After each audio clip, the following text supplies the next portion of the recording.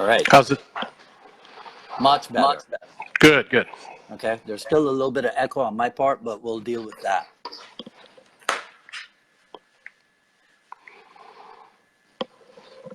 Okay. You good? I'm good. How are you? All right. Yeah, man. So thanks for doing this. I really appreciate your taking Anytime. the time. You know, there's other things you're a family man. You can do. I got to ask you about that. What is that Sure. like? What is that like? Kids? Yeah. Oh, that's everything. Yeah. I have 5 kids and my wife, and you know, my family is everything to me. Yeah, it's great. Now, did you have an inkling of that when you were younger, like 20 years ago? I did not. You know, I was my parents didn't have my brother until I was already out of the house. I was 15 and I left home pretty early age, and so I didn't grow up with a lot of siblings. I knew I wanted to probably have kids, and if I did have kids, I knew I probably wanted to have at least 2 so that they had siblings and have that experience. But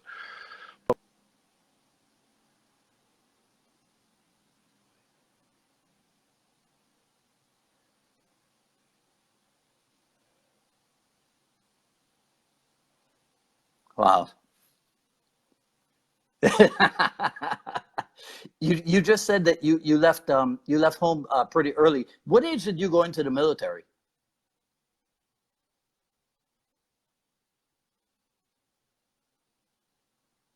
Oh man.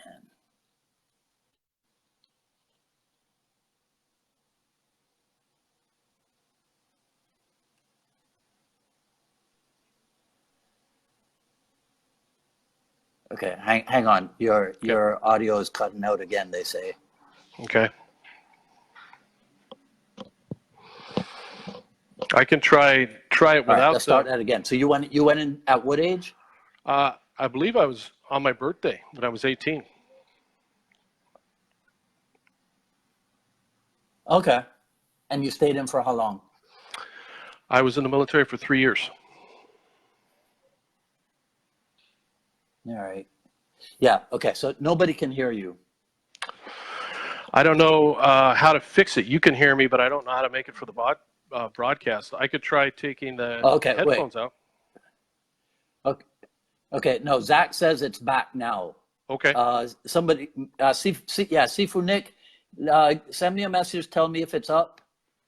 If Matt's audio is up, because we're hearing each other fine. Okay. All right. Is Zach Thornton related to you? Yeah, that's my brother. Oh, okay. All right. Yeah. Okay. All right. Okay. So they say they can hear you again. All right. Okay, cool. good. So no college for you. So where did your deep and abiding interest in philosophy come from? Well, I had a little college. I didn't graduate, but I went to college while I was in the military. Okay. And I left and went to community college instead for a couple of years before.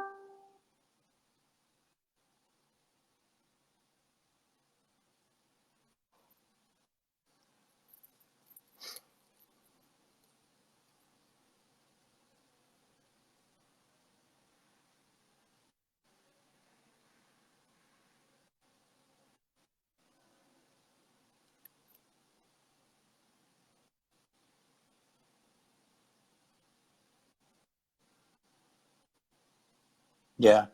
I know that you read Pinker and Sam Harris, but I didn't see Jonathan Haidt in any of your stuff. Yeah, I've read some of his books. I read the book he put out. I think it was the year before last on the competing types of personalities and minds drawn to various political spectrums. I like his material a lot as well. He's a good writer. Yeah, yeah. What I picked this one out because I wondered if you'd seen this. Sapiens. That's a fantastic book. Yes, I love that book. Yeah. Oh, okay. All right. Yeah. Okay. I'll tell you one thing about that page then. I'll tell you one thing about that book. If you take that book on a flight, it can set off some of the detectors because the photography is so beautiful, but apparently there's some metal inlay in some of that. So I had a problem with that particular book one day. Okay, I'll keep that in mind, right? So is it? We've never met personally, I don't think, right? I don't think so. But I feel like we have. No, right? But I guess I've just seen you so much over the years. So, this is a stupid question, but how tall are you? I'm 6'8". Okay. Yeah. Wow. So fitting into the world, Mm-hmm. has that been a thing at 6'8"? Yeah. I mean, outside of the NBA. I suppose so. When I was young, you know, you get used to people kind of staring at you, and but as an adult, it hasn't really presented any issues for me. The only time it ever becomes a problem is on flights. So I usually fly United, and I always fly at least Economy Plus, and I travel so much the last 10 years that. Yeah.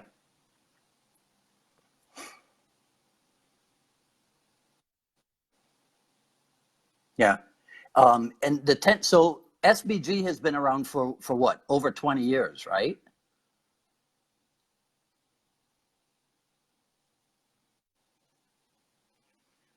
Okay. But you just said that you've traveled so much in the past 10. So the previous 15, were you not traveling a little bit?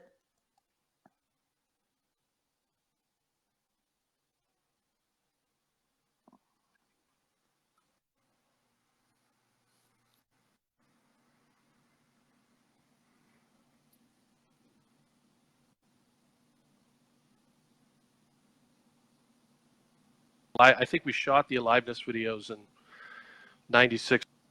I'd have to go back and look. But after those videos came out, literally thousands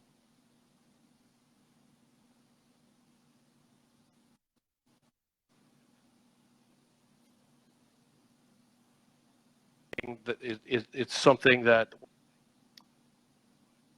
Right.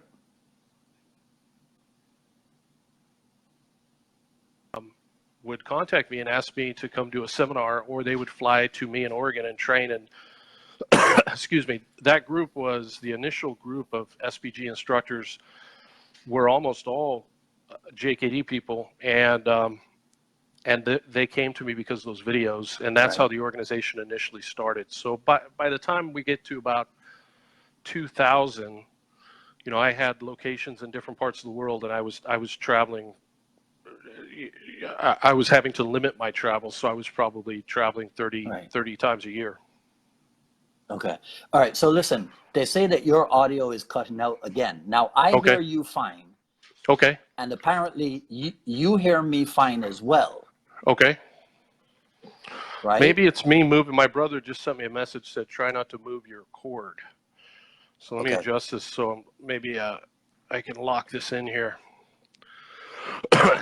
Maybe this will help. All right.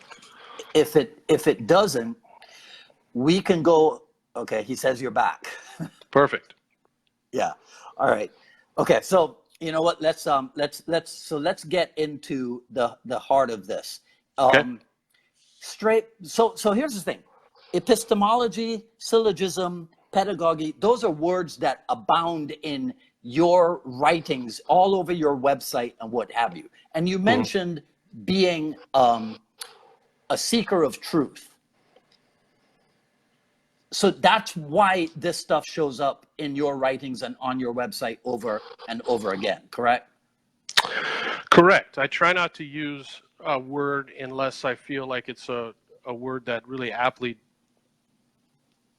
fits what I'm trying to talk about. And epistemology is probably one of the few words that isn't probably commonly used that I do reference a lot, but that's because it's just the perfect word for what I'm talking about. We're talking about an answer-seeking method, and I'm talking about how the fact that the method, the way that you arrive at your conclusion, and this is true whether we're talking about science or whether we're talking about philosophy or whether we're talking about martial arts, The way in Right. which you arrive at your conclusion is more important than the conclusion, and it needs to be something that we can replicate, and something that we Right. can test, and something that we can falsify. And so when I'm talking about martial arts training methods, and usually it winds up being about aliveness, aliveness is an epistemology by definition. Yeah. Yeah.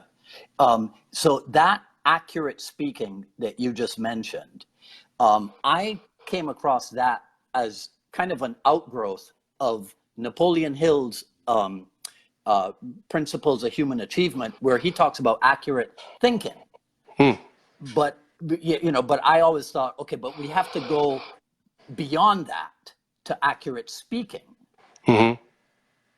So when I started reading your stuff, I realized that was what you were doing also. Trying to.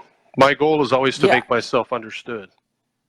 Yeah. Now, what I find interesting is that accurate thinking is part of the whole Napoleon Hill principle, where there is, and you also talk about it, when you had your epiphany drinking coffee by yourself in that coffee shop years ago, you talked about a well-defined purpose, right? Now, you're aware of these Napoleon Hill principles, are you? No, to be honest with you, I'm aware of his name. I've certainly heard of him, but I haven't specifically read his work. Okay, I'll send you Keys to Success, the 17 Principles of Human Achievement. I'll send it to you. One of them is what he calls definiteness of purpose. Okay. AKA a definite chief aim. Right? Now, if you go on Google and you search for definite chief aim, do you know what comes up? Bruce Lee's handwritten note to himself. Really? Yes. What's the note say? It's the one where he says, I, Bruce Lee, will be the highest paid Oriental actor. Right? That one. Okay. So, which to me is fascinating, because here we have, as role model, Bruce Lee talking about definiteness of purpose. So I find it fascinating and intriguing that we seem to have gone way off the path when it comes to what Bruce Lee was really intending to go ahead and do. So let's deal with that. Can you encapsulate where it is you think the JKD clan has gone off the track? Sure.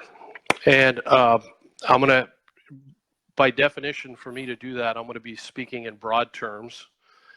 And I'm going to have to kind of paint with a broad brush. But I would say, and there's two main groups within the Jeet Kune Do community. And to be honest with you, I haven't, other than some friends and people that I occasionally talk to, like Burton and a few others, I don't really haven't had much to do with the Jeet Kune Do community in a long time, as far as being out there. So things may have changed. But when I was involved, there was two groups. That you basically had the original Jeet Kune Do group, which was, it seemed like their mission was to codify and pass along what Bruce Lee did in his lifetime only.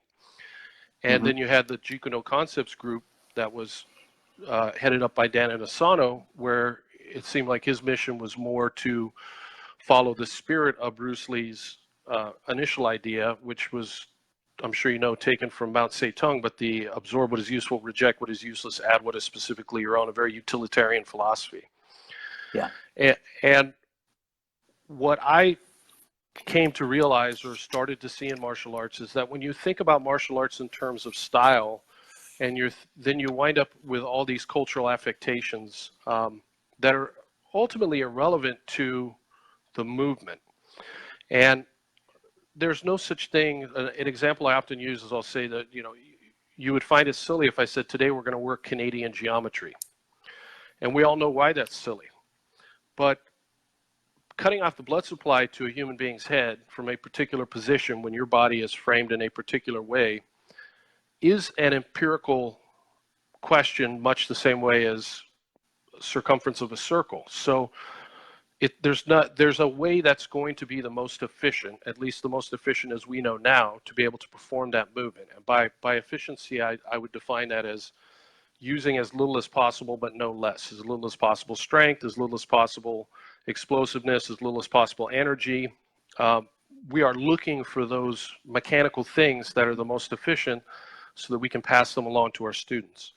And when you find that, for example, a rear naked choke done properly, that rear naked choke doesn't belong to Japanese jiu-jitsu. It doesn't belong to Japanese judo. It doesn't belong to Icelandic wrestling or any of the other grappling arts. And if it's done properly, then it will transcend culture, body, geography, venue, era. And those are the things that I believe we should be looking for. So you have the correct epistemology and then the most efficient curriculum as possible, which is why very early on, instead of talking about martial arts styles, I started talking about delivery systems. Because people would get hung up on, well, is this footlock from Shuto or is this footlock from Jiu-Jitsu? It's like there's a most efficient way to control the human body here. That's what we're searching for. The cultural aspects around that, if you miss that important point, if you're staring at the finger instead of looking upwards and you miss that point, then everything gets lost. Yeah. So with the original Jeet Kune Do community, you have a group of people who are fixated on repeating and learning the fighting style of a 133, 135 pound man who died when he was 33 in 1973. And I have an immense amount of respect for Bruce Lee. I am as big a Bruce Lee fan as you'll ever find. I have tremendous respect, not just for him as a martial artist, but also for his breaking down of stereotypes, the way he carried himself when he entered into the marketplace. I could go on forever about how much there is to respect about him. But picking him and saying what he did, and as a young man, for me now at 50, 33 seems pretty young. And I realize how little I knew when I was 33. And the exposure that he had in a world that was much larger at the time in terms of travel and internet and everything else is a bit silly. And even if it wasn't silly, even if he really had a lot more exposure to everything and had lived to be much longer, the reality is, even though there is a most efficient way to perform, for example, a rear naked choke, every fighter has to find his own way to do that. And every fighter that actually fights and spends time working against live opponents develops his or her own style. And you develop that style through a process of aliveness. And an example I've often used is Joe Frazier's son. When Joe Frazier's son, who was a very good boxer in his own right, became coached by his dad and started to try and fight like his dad, he started losing. He wasn't his dad. He wasn't meant to fight like his dad. That's not to say that Joe Frazier, the original, was an amazing boxer who had a fantastic hook. It's just to say his son was meant to fight a different way. The mechanics behind what he was doing, the distance, the footwork, the body mechanics, the ability to put your body weight behind a punch, all those things, those fundamentals, not what's most basic, but what's most important, transcend fighter. And any good boxing coach worth his salt is deep into the fundamentals, but every single young boxer that you train is going to have to do those fundamentals in a different way. So talking about the original JKD community, to try and mimic the fighting style of a 135-pound man is silly. What we should be doing is looking at what he did that transcends his body and the fundamentals that we can then pass along to our students, and then building upon them, as we do in every other field of knowledge that is empirical as human beings. So that's that group. Yeah.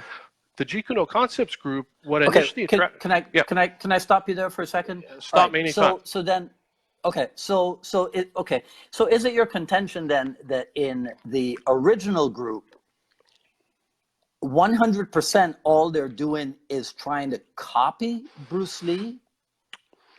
Well, if I was going to train a fighter to fight in MMA, or if I was going to train someone self-defense, or if I was going to train someone, you pick the venue, but I'm going to train a human being, I'm not going to approach it like that. We have stand-up, we have clinch, we have ground. There are fundamentals that transcend body, geography, culture, era, venue for stand-up, clinch, and ground. You go to the experts, the people who are steeped in that particular distance and delivery system. You get the fundamentals from them. You know, a judo black belt who has a really great hip throw has a really great hip throw because of the fundamentals behind what they're doing, their back step, the way they're able to offset the other person's base. Those things transcend judo. They're in Greco, they're in Sambo, and the list goes on, right? Right. And so you find those things for stand-up, clinch, and ground, and you work the athlete through those things, and then through an intelligent process of alive training, over time, the athlete earns their own style. And that's very different from, this is how this person did it, and this is what we're going to teach. Now, having said that, I don't have any criticism of wanting to preserve that, or people who are interested in learning that. That's not my point. But my point is, if what you're motivated by is truth in combat and what really works in fighting, that is not the best epistemology for you to be using. And what you will have created then is a system, unchanging, that gets passed along from generation to generation, and that's not what we're looking for. What we're looking for are the fundamentals that we then build upon generation. Well, that's not at all what Bruce Lee was looking for himself. Right. No way. Right. Right. I don't think so either. But yeah. So that's the original Jeet Kune Do group. With the Jeet Kune Do Concepts group, the reason why, I never said I want to learn Jeet Kune Do, and I never said I want to learn Brazilian Jiu-Jitsu. Start training in martial arts is I was picked on as a kid, and I wanted to learn how to fight. And as that process started to go on, as I started to mature a little bit, and when I was a young kid, get in fights and that kind of thing became less important, and I became more fascinated by what works in fights and why, and how do we best train it. That was my sole interest. It remains that way today as a 50-year-old man. So I was drawn to the Jeet Kune Do Concepts because of that goal, because I saw the idea of fighting at all ranges. And though I had a little bit of boxing and a little bit of stand-up, I knew I had been in enough fights where I'd just been taken down. I literally had people sit on my chest and punch me in the face, just like UFC 1. And I knew that could happen. Okay. I'd been stuck in headlocks before, and I knew that could happen. So the idea of the way they had it broken down, kicking, punching, trapping, grappling, made sense to me. The utilitarian concept that Bruce Lee tried to bring to martial arts, where you would transcend individual style, cultural styles, and take what is useful, that made sense to me. And then when I saw Dan Inosanto's book, which I believe was called Absorb What Is Useful, as well as the old smaller one, the Jeet Kune Do book, I loved it. And if you remember in Absorb What Is Useful, he has side-by-side comparisons with himself or Paul Vunak or somebody else doing, basic Western boxing. And then in the photo next to him, he'll show something from a more traditional style, like a traditional karate. Yes. And then he'll explain the differences between why one is going to be more functional than the other. Right. And I thought, there you go. There you have it. You have a scientific, a rational approach to martial arts. I like it. It's not about tearing down the karate person. It's about talking about training methods and what's going to work and what's more functional and less functional, and discovering that together so we can advance the art. So that's why I was drawn into Jeet Kune Do. Jeet Kune Do Concepts. What I found after being there for a while was, not everybody was motivated by the same thing I was. So I was, if you don't share the same end goal, it's hard to move forward. Yeah. And B, although they had taken something like karate and instead focused more on a delivery system like boxing, and they showed side-by-side comparisons, they would then adopt something absolutely ridiculous from Penjak Silat or some other art, which by comparison, actually would make karate look functional. And so somewhere along the way, something was missed. The ability Right. to put it together, and that. What do you think it is? It's how aliveness. could that happen? Ah.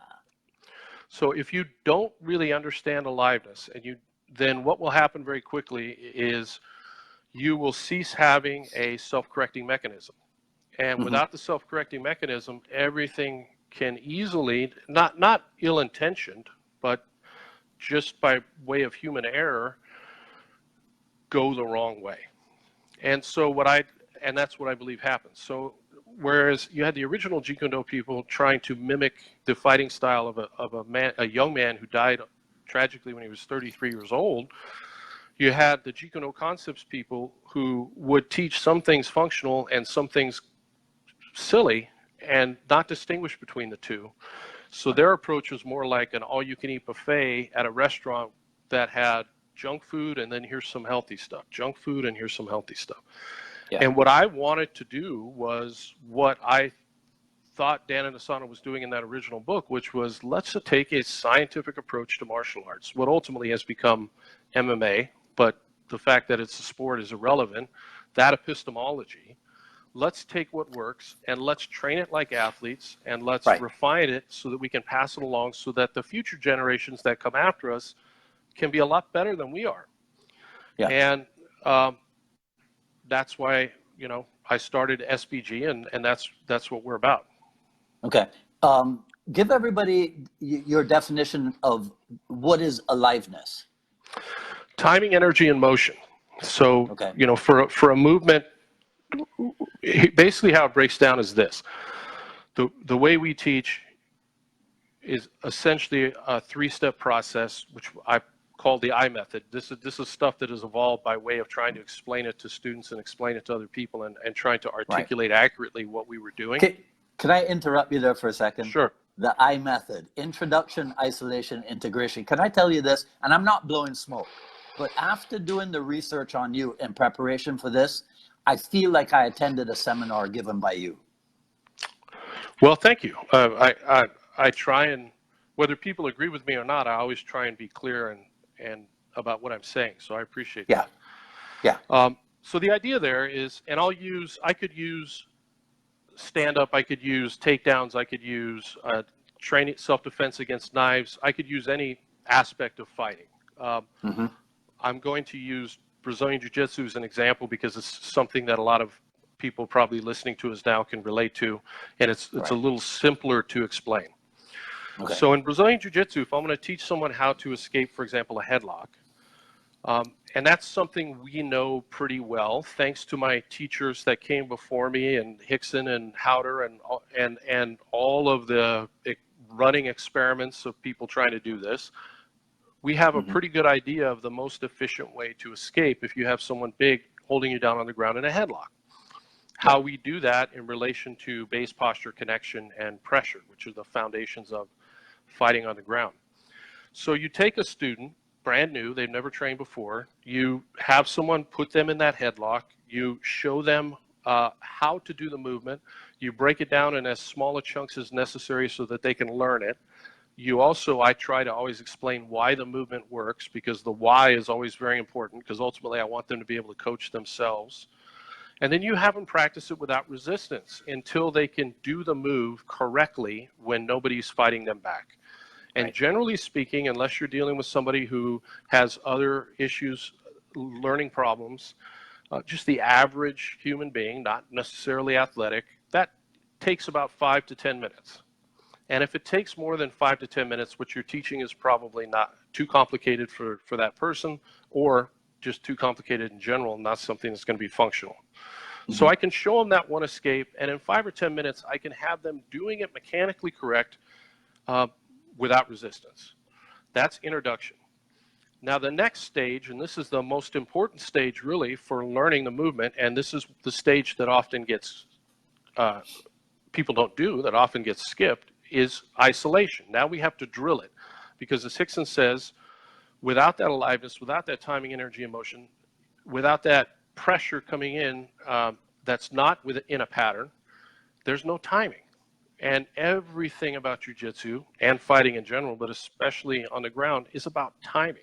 There's a difference between a black belt and a blue belt. It's going to be, it's not usually what they know. It's about timing.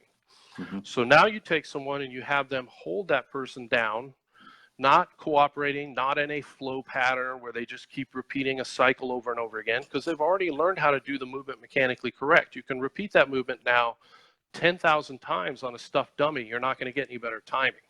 To get timing, you need to have that alive person giving you that resistance. That doesn't mean it has to be full contact. It definitely shouldn't injure you. That's totally counterproductive. So it's adaptive resistance, but you'll have the person hold them and give them some energy. And if it's so much energy and they're so big and strong, the person can't escape at all, you got to dial it down. And if they're escaping too easily, you can turn it up. And good training partners and people who've been doing jiu-jitsu longer than the other person can usually learn how to do that. And you drill. And you say one side, hold the other one in that headlock, one side escape. When you escape, stop and start again and go back. And when I say drill, I'm not talking about repetition of movement. I'm talking about working with an alive opponent using adaptive resistance. And we'll do 5 minutes and then switch. 5 minutes and then switch. Rotate partners. 5 minutes and then switch. And that'll be the at least half, if not more, of the class time. And that's where students are getting the timing. Then at the end of it, you can have someone who's never done jiu-jitsu before, you can have someone pull someone in off the street, have them put them in a headlock and really try and hold them. And very often that person will escape right then and there. And they'll walk out the class and they will now have actually learned something that's measurable, testable, empirical, and in a way that can't be faked any more than I can fake being able to speak French with you in one class. And that's the I method, and that's the aliveness piece. Now, here's the thing. If you take that drilling part out and you just go from introduction to sparring and or just introduction, which is what most traditional martial arts are, is they're just one form or another of introduction. They will never be able to learn how to escape a headlock. Okay. Now, what you just described there, can you do me a favor and re-describe it, but for boxing or kickboxing? Sure. So you'd have someone learn how to, for example, slip a jab. And we have them do it mechanically correct a few times. Maybe stationary, learn how to get their shoulder right, learn the right distance, everything like that, kind of walk them through it. You have some additional psychological issues that'll come up with something like boxing because for very intelligent reasons, people are often frightened of getting hit. And if someone had bad training in the past or maybe a traumatic experience, it can be intimidating. So my goal is to make good people dangerous to bad people and to make the weak stronger. So I don't want to weed those people out. So I will take it at whatever level they need to learn how to do it mechanically correct. But once they've learned how to do it mechanically correct, what I want to do is I want to put gloves on and I want to do it while the other person is moving around where it's not in a robotic pattern, but the other person is actually trying to hit, again, in a way that's not counterproductive and I don't want them to get brain damage. So there are ways to carefully drill stand up, but it is trickier than grappling. And now they're moving around and now they're just slipping while the other person tries to throw a jab at them. And in a class, they can learn to slip a jab. And it's when the other person starts moving around, not in a pattern, not in a fixed timing where I go 2 and you go 1 and I go 2, but where from the outside perspective, the other person looking at it could look at it and think, well, maybe they're actually sparring. Maybe that person's actually really trying to hit them with the jab, and you wouldn't even know they were drilling. That kind of training, the fighter develops timing. And then and that's how we work it, one piece at a time, and then you go to the next, and then we start to put things together, and you can do it with anything. So as far as you know, that kind of stuff is being, I don't want to say ignored, but is not emphasized as much as, say, I don't know, like a flow drill, like Chisao or Hubud or something. Yeah, because for multiple reasons. One, a lot of the material that's taught at introduction stage or that was taught within the Jeet Kune Do Concepts community is not going to work. So the moment you try and put it into a drill format, it's going to fall apart. Yeah. And so those kinds of things never leave stage one because they can't. It's kind of like, you know, the whole thing, the gig is up. Once you do that part, people are Yeah. going to start to figure that out.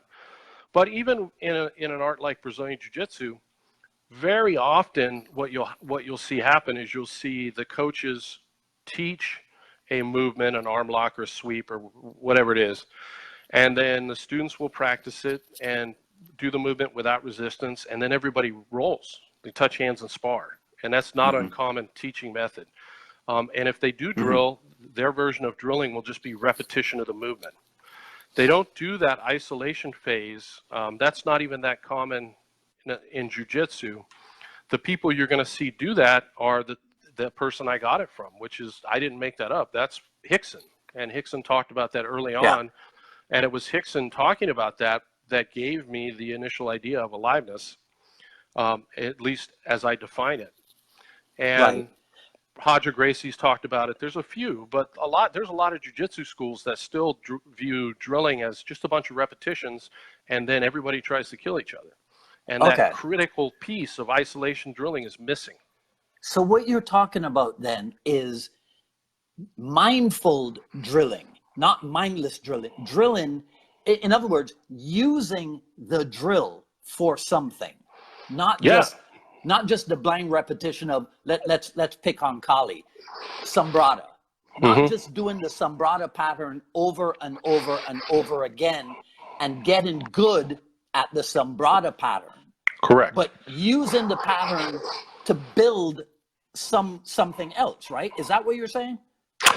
Correct. But, you know, if you take Sambrata as an example, the way we want to do it is the way you're practicing the movement when you're doing it at the introduction stage with no resistance and trying to make the movement mechanically correct. It shouldn't all of a sudden change. The distance and the footwork and all the mechanics and everything change when you start to drill with aliveness. A form should follow function, not the other way around. In a functional martial art, form follows function. And when I teach somebody an escape, going back to jiu-jitsu, if I'm teaching somebody how to escape a headlock, when they do it for real in a fight or in a jiu-jitsu match or in a parking lot or wherever, if they're doing it correctly and doing it as efficiently as possible, it's going to look exactly like they were practicing when they were doing it without resistance. It doesn't all of a sudden have to become modified. Yeah. Because we're dealing with a functional martial art. So the thing with jiu-jitsu is because it's functional, it's so functional, and because they roll, you can still get very good. You can just practice introduction stage of Brazilian jiu-jitsu movements, and then you can roll with someone. And you'll get good because you're going to find yourself in all the different positions anyway if you're going up against worthy opponents and good training partners. But it's just it's a slower process, because if you really want to learn how to escape from mount, put some rounds in just on mount bottom, you know, and that is a more efficient method, training method, if you will, way to learn functional movement. Yeah. Cast your mind back, and I'm trying to find it in my notes here, but I think I might have erased it. But cast your mind back, and did you ever hear in the JKD world the methodology of learn the technique, practice the technique, functionalize the technique, add the counter, add the recounter? Do you remember ever hearing anything like that? I don't remember hearing that exactly, but I remember hearing ideas like that. And the rhetoric of Jeet Kune Do is often very good, but then look at what's actually done. What I told my students when I'm talking to people about how to be able to detect martial arts bullshit, and you can have really good fighters, you can have MMA fighters or professional boxers who can still be fooled by martial arts hokery, martial arts woo-woo, in the same way that you can have physicists at the Stanford Research Institute get fooled by a two-bit magician like Uri Geller, if they're unfamiliar with aliveness and with the ways this works. And one of the shortcuts I tell people is, don't look at the person doing the movement. Look at the person that they're doing the movement to. Look how the demonstrator is moving. Have they just swung the stick and then stopped? Right. Did they step forward with this punch and then freeze while the other person does all these movements? Because there's nothing functional Yeah. about that. That's never Yeah. going to translate. Yeah. When you mention capable guys being fooled, Mark Stewart will kill me if I don't ask you about Systema. Well, that's a great example of absolute rubbish. Yeah. I don't, and I want to be clear here too, Dwight, for people that may not know me. I have no animosity towards anyone and no interest in ever making any of this personal. But if you and I were discussing functional ways to build a bridge, and someone else comes in and says, well, I think we should build a bridge using these popsicle sticks in a way that anybody that drove over the bridge is probably going to fall in the water, I don't think there's anything wrong with you or I or anybody else saying, you know what, I think that's bullshit. I don't think that's a good way to build a bridge. We're not talking about the personalities. This is not ad hominem. We're talking about the training method and what's being actually taught. And you can go, anybody right now can, well, not now because you should be watching this, but when this is over, go on YouTube and look up some of the Systema stuff, and you're going to see grossly obese Russian con artists who are doing just ridiculous stuff with knives and other things that are extraordinarily dangerous, and passing it along using all the words and the boy speak bravado and the the stuff that hooks people who are vulnerable, people who otherwise would really be helped by stepping foot into a judo or jujitsu or boxing or Muay Thai gym. The people who need, in other words, the people who need what we have to offer the most. Yeah. They have the rhetoric that's going to get those adolescent boys or whoever it is, and teach them absolute bullshit. And then there's some of us who want to be nice to everybody. So we say, well, all arts have something to offer. Yeah, that's bullshit too. And anybody that's taught martial arts for a long time knows that very often, functional martial arts, knows that very often it's much easier to teach someone who doesn't have any training, prior experience, than someone who does. If you have somebody come to you, sometimes those skills can translate, for sure. But very often you have a whole bunch of habits that you have to unlearn. And if you just take somebody who's coachable, that's never had any previous traditional martial arts training, they can often get very good very quickly. And in the case of things like Systema, there are things that if you tried in the wrong circumstance, could be potentially fatal, because they're playing with knives and guns and things like that. Yeah. So all arts have something to offer, is something that only sounds good when it's left abstract. When you actually start to talk about concrete things, that breaks down. And Bruce Lee was always very interested, as I'm sure you know, in Krishnamurti. And I too, especially when I was younger, was a fan of Krishnamurti. And from my early teenage years up through probably 30, I read Krishnamurti endlessly.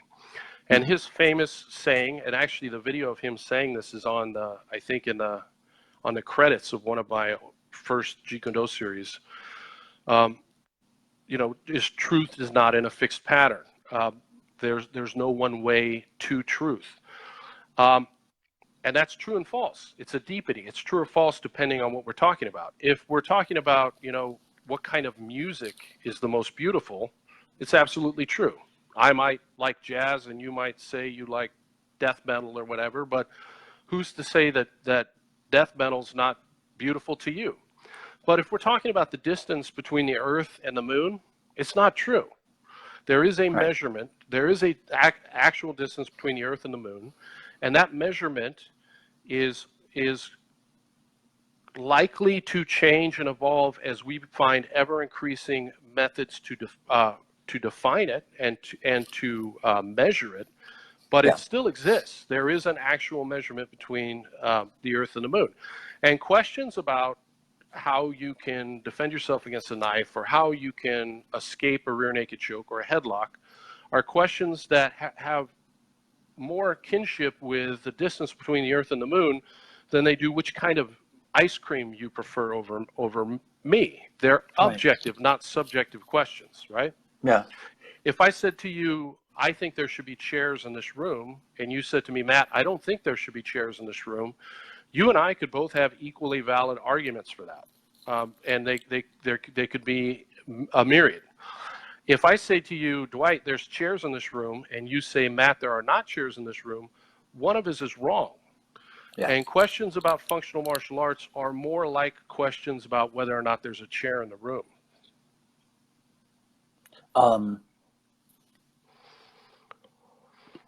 What? Let me think. And just, I don't want to go off on a tangent, Dwight, but let me just say one more. Yeah. Let me just say one more thing, because people often talk about, you know, I see this so often. So many people will look at something like Systema. They'll realize it's absolute rubbish. I could tell you so many stories like this, but they won't say anything. You know, and then afterwards they'll go, oh, did you see that? It was so ridiculous. They won't ever say anything publicly. And very often it's for good reason. They don't want to hurt people's feelings. Right. Yeah, that's what I was saying. They don't want to be negative. But the thing I think people also need to remember is there's a fine line as well between that and apathy. If it was your daughter, if it was your son, and you were talking about ways to defend themselves, if you're talking about a way for your daughter to defend herself if she's being attacked on a date, are you going to have that same level of apathy? And so you realize pretty quickly that, yes, there's some politeness to it, but also they don't care that much. They don't care that much in the way that they would care if they were talking to their kids or somebody very close to them. And so we have to remember that as well. But I seem to recall somewhere that JKD is about the search for truth in combat, right? It sounds familiar to me. Yes. Yeah. Let me ask you this. Did martial art per se, right? So not Jeet Kune Do, not Jiu-Jitsu. Did martial arts start out functional?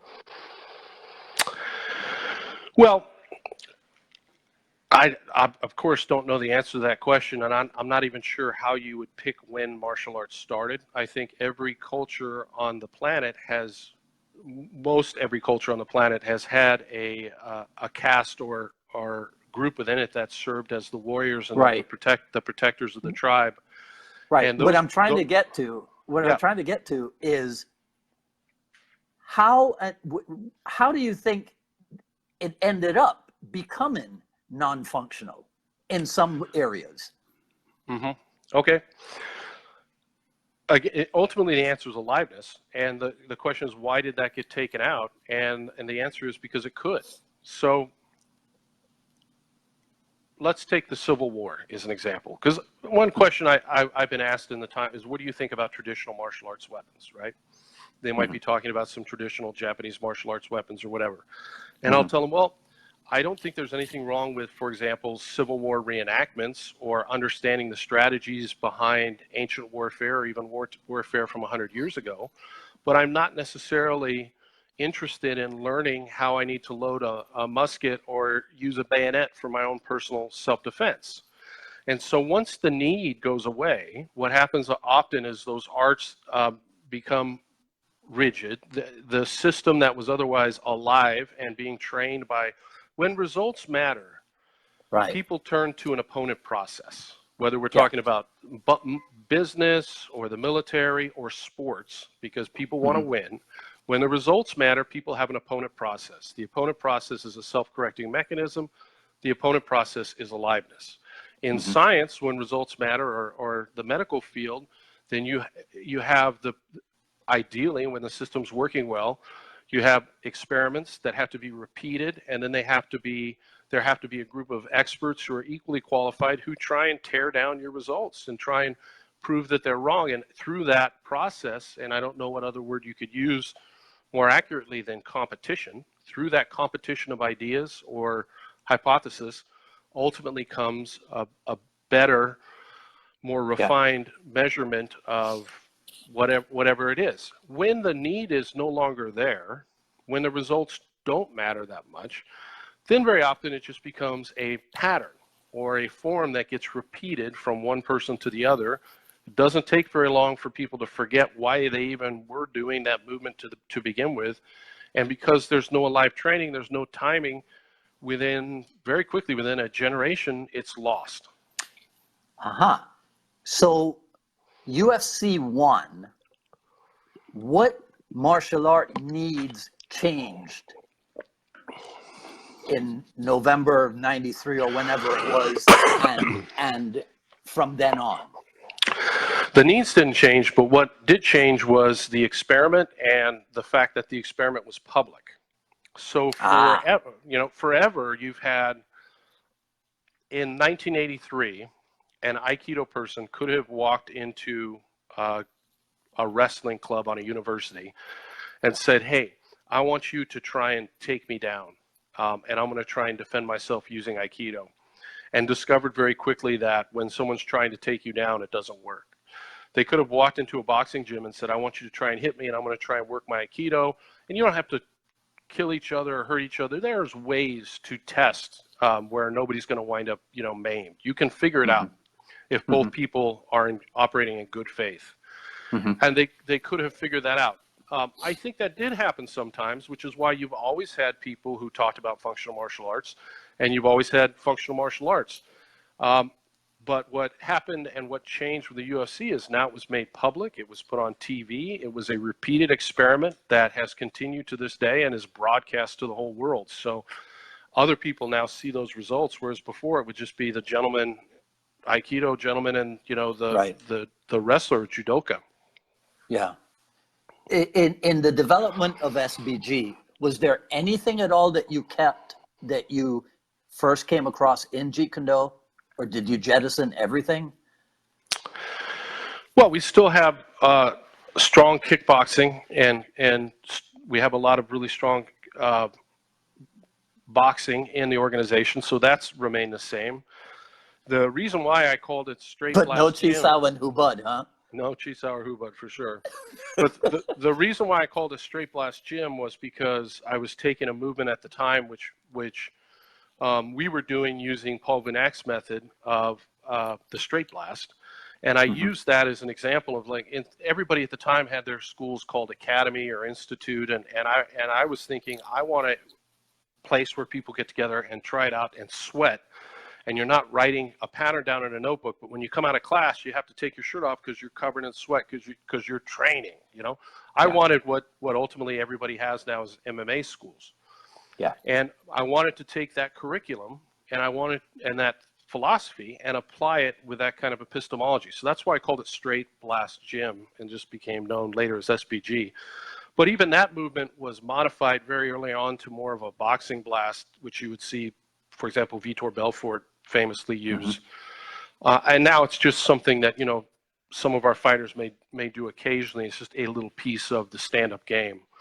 Right. But the striking and a lot of the concepts are still very good. The 5 ways of attack, some of the stuff that Bruce Lee had in his notebooks related to boxing and timing and rhythm, those things are all very good, and they transcend, like I said, culture, and they're truisms as it relates to fighting. Yeah. I've heard it said that actually, it was expressed this way. Ask Matt if pummeling is not the same as Hubud or Chisao. That's how it was expressed. Right. You've heard that before, right? Sure. You can make it the same. And if you make it the same, what you would do is you would make it a kind of a robotic swimming motion that we do in a pattern, and we kind of get in a rhythm with each other.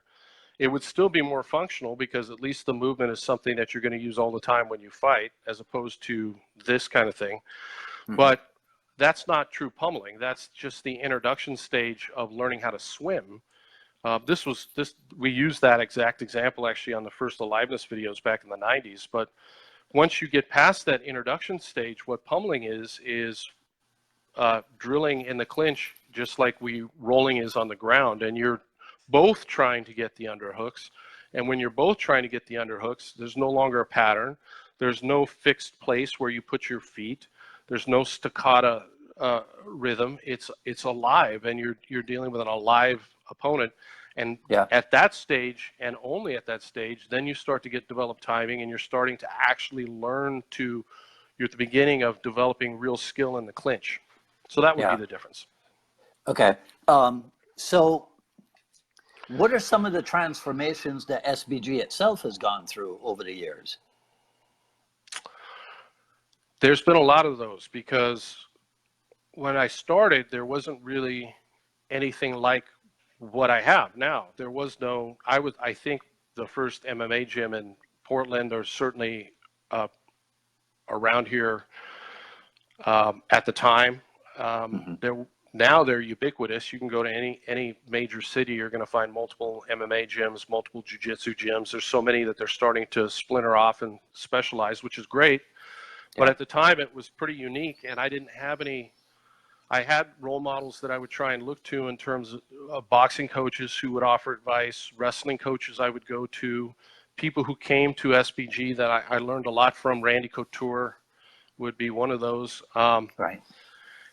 And that would have, our curriculum would evolve. The training methods evolved to become healthier and smarter. I realized, and everybody should at this stage of the game realize, just how much brain damage can be caused by boxing, and you need to really take that very seriously. So unless there's a really good reason where you want to put headgear on it and really go real hard, often you shouldn't. And so we started to develop training methods where our fighters could stay healthier, not get injured, train more often, and that turns into ultimately where we're at now, which is what my mission statement that I told you before is, I like to make good people dangerous to bad people, and I like to make weak people stronger. So if you walk into an SBG, I'm not here to weed you out. We're going to build you up at whatever level you're at and try and make you as strong as possible. And the really important point I want to make is, good, functional, alive training is healthy, and anyone can do it. One of my black belts, Lily Pagel, is well, I don't want to age her now, but when I gave her black belt, she was 63, and I think she was 63, and she started with me when she was 50, and she still trains, and she's still getting on the mat. One of my purple belts that teaches a class here at the Portland headquarters, he's in his, I think, mid to late 60s. So we have kids from 4 years old to people that are going on 70, all training together with professional fighters, and that's what I want. Yeah. Did you start teaching as a blue belt? Absolutely, yeah. Yeah. Out of necessity or with permission? or both. So Hickson was up at my school in Kaiser, Oregon, and we had just finished a private, and he said, "You're a blue belt." You know, that's how I found out. So I was shocked, because back then blue belts seemed like a really big deal. Somebody that was a legitimate blue belt back then was pretty unstoppable. You know, jiu-jitsu back then was like a superpower. So, and then I said to him immediately, you know that I'm doing this for a living now. I had just quit my job. I'm going to be teaching your material because this is what works. This is what I want to do. Yeah. Are you okay with that? And he sat down and told me I had his blessing to teach, but that I must always call it Brazilian Jiu-Jitsu, or give credit to where it came from. And I do. So when I talk about martial arts and I talk about grappling, I'll talk about grappling in the big picture sense of what's true is going to transcend culture and geography and era. And you're going to, if you have a really good Greco-Roman guy or a really good judo guy, you're going to get, the same kind of, grip breaking or movements that you get from Hickson, because truth is truth.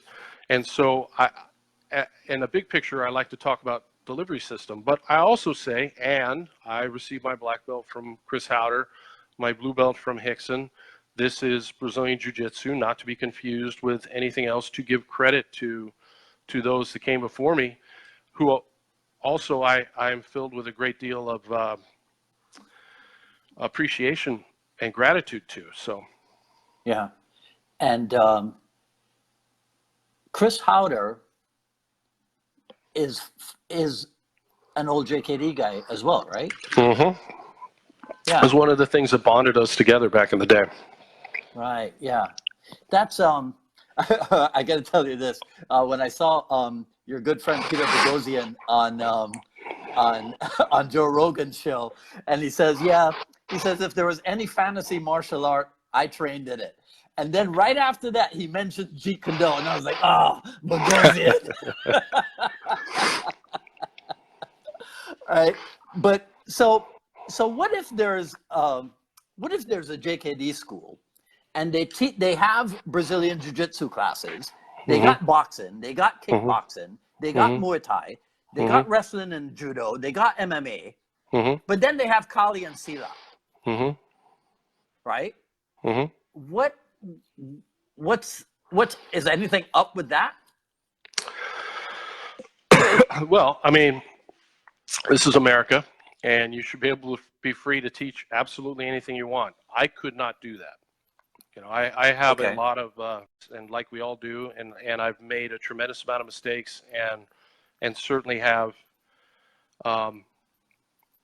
aspects of myself that are negative. But one thing I've never been able to do, for whatever reason, is lie about martial arts. Okay. And so for me, it's just a directive that I have to tell the truth about that. And I would not want to teach. I would feel the same way about that as I would if I was teaching astronomy and then, oh, by the way, at 7 o'clock, the astrology class is going to come in. I feel an obligation to people who are willing to give me their time, willing to give me their money, willing to trust me enough to learn from me, to guide them in the right direction as it comes to what's true and what's not true. And so if I feel that something does not fit, and I've had that happen over the years, we've had Kali instructors or Wing Chun instructors come and ask to teach a class, and I do it, I'm not intending to insult them, but I just tell them in a very polite way, we don't teach those kinds of martial arts here, and if I put you on the schedule, it would be confusing to people that would come from out of town and look at our school, confusing to my students. And once again, we're in a situation where I'm no longer discerning, and I don't think there's anything noble about that. Okay. Is it possible that somebody makes an in-depth study of your methodology and then finds a way to put it into Kali and Silat, or is that absolutely impossible?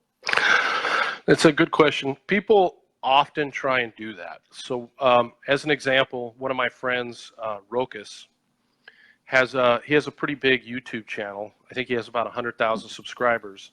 And he was a traditional Aikido instructor in Lithuania. But he too was motivated by truth and by what works. And he had a black belt and he had a school and he was earning his living in Lithuania doing this. But he said, I need to figure out what works and what doesn't. And he took an MMA fight and he went in and worked with an MMA fighter. And he got, you know, the results that you would expect. Yeah. And he realized, I need to stop teaching Aikido and I need to go become a student and learn this.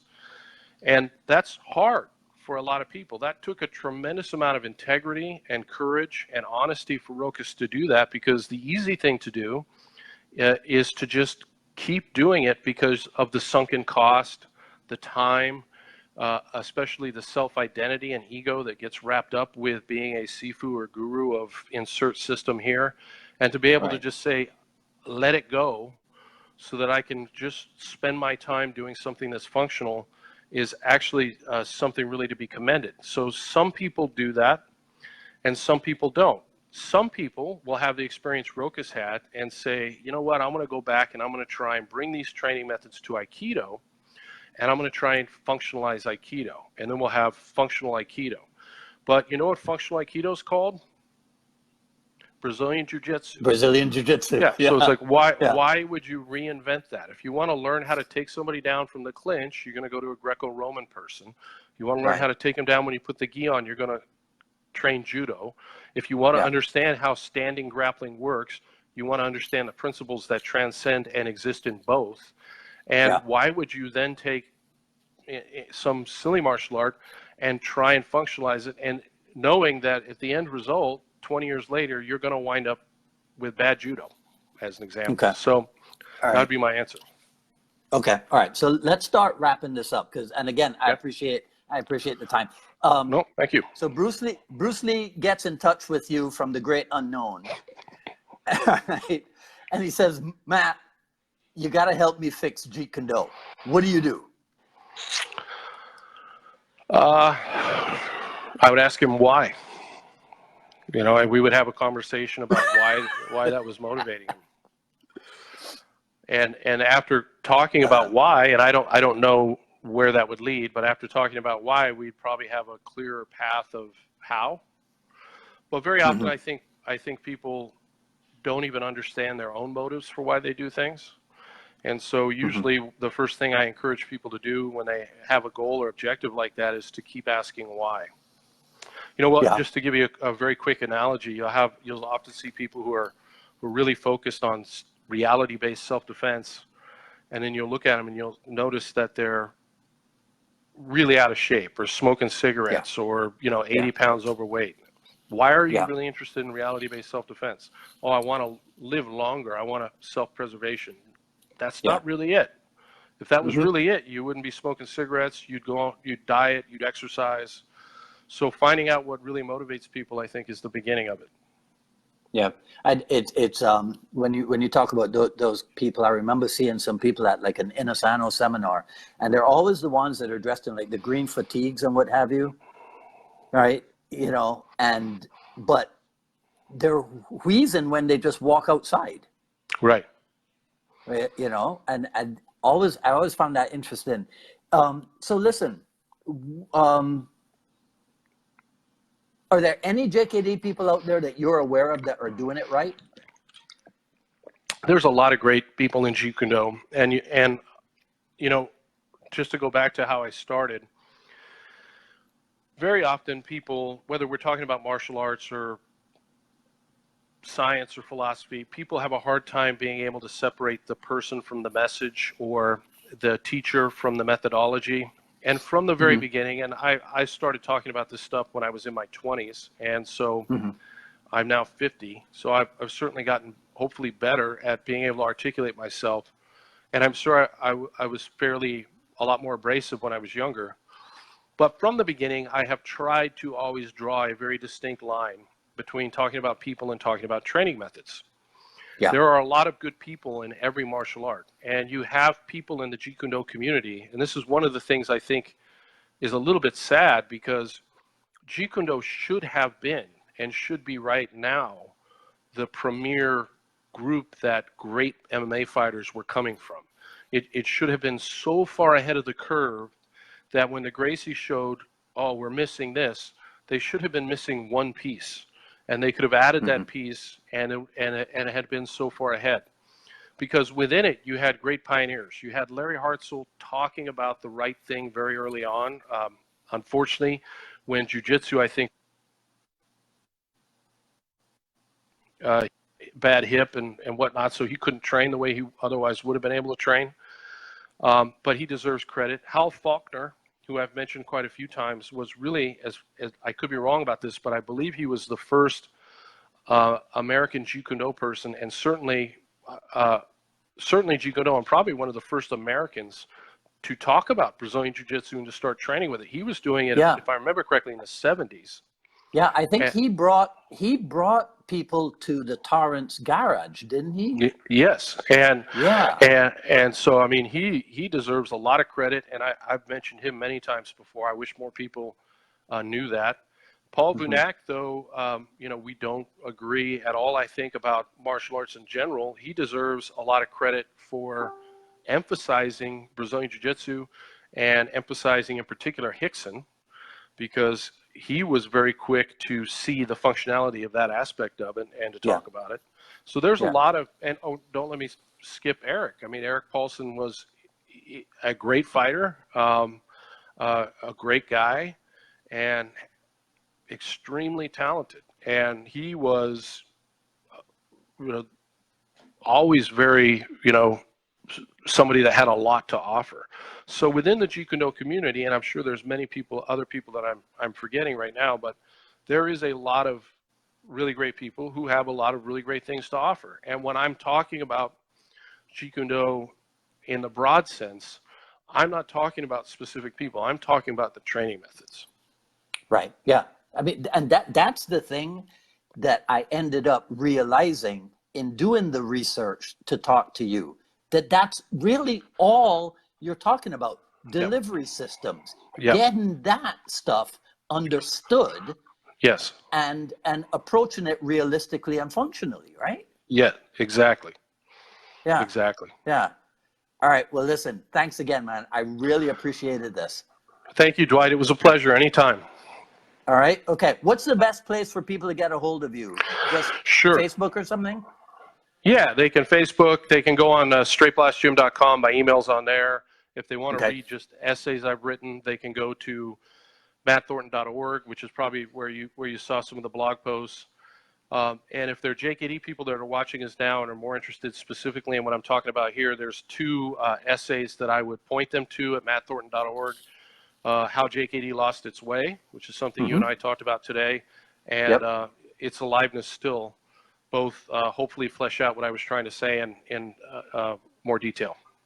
Yeah. All right. Again, man, thanks so much. I really appreciate it. Thank you very much, Dwight. Take care. All right. Okay. Take care.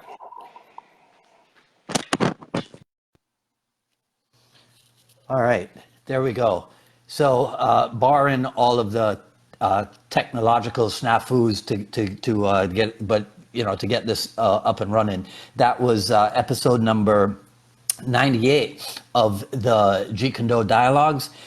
So you guys know the deal. Feel free to share, like, comment, ask questions. If Matt can, he'll go back over it and answer anything that needs answering. We'll review everything after posting. Sign up for notifications for when we go live here on Facebook.